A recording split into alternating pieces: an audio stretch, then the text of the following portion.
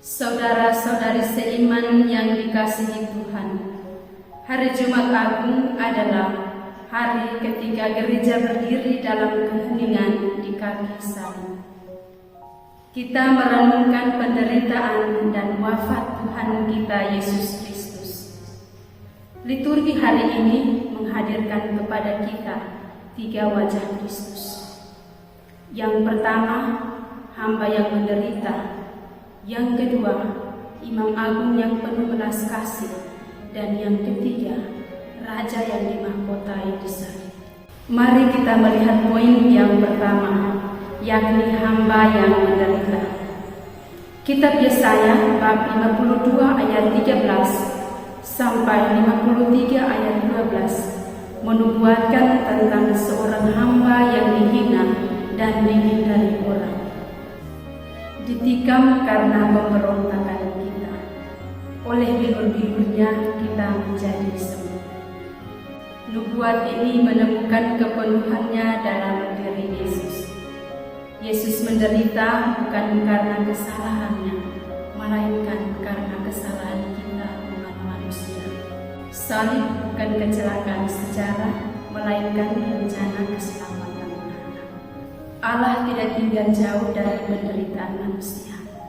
Pesan ini sangat relevan bagi kita umat Kristiani, bahwa seringkali kita menghindari penderitaan dan menolak kelemahan.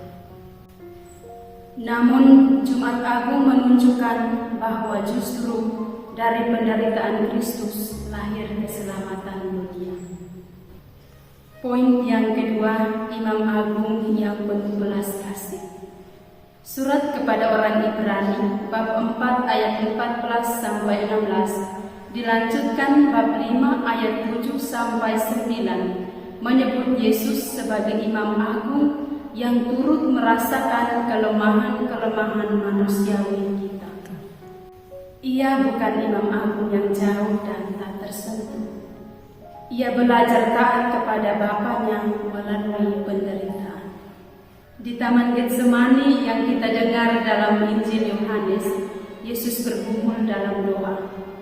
Ia mengalami ketakutan manusiawi, tetapi tetap berkata, "Jadilah kehendakmu." Ketaatannya bukan ketaatan tanpa perjuangan, melainkan ketaatan yang berasal dari kasih. Sebagai umat Kristiani, kita diajak untuk datang dengan penuh keberanian menghampiri takhta kasih karunia. Jumat Agung mengajarkan bahwa tidak ada luka, dosa, atau kegagalan yang terlalu dalam untuk disentuh oleh belas kasih Kristus. Poin yang ketiga, Raja yang dimuliakan di salib. Injil Yohanes bab 18 ayat 1 sampai 19 ayat 42 menggambarkan sengsara Yesus bukan sebagai kekalahan, tetapi sebagai pemulihan. Ketika ditanai Pilatus, Yesus berbicara tentang kebenaran. Ketika dimahkotai duri, ia tetap raja. Dan ketika disalibkan, ia berkata, "Sudah selesai." Salib menjadi taktanya. Darah dan air yang mengalir dari lambungnya menjadi tanda lahirnya gereja dan sakramen-sakramen. Di kaki salib Maria berdiri. Ia tidak melarikan diri. Ia setia dalam penderitaan. Inilah ciri khas murid sejati, yakni tetap tinggal bersama Kristus meskipun semuanya tampak gelap.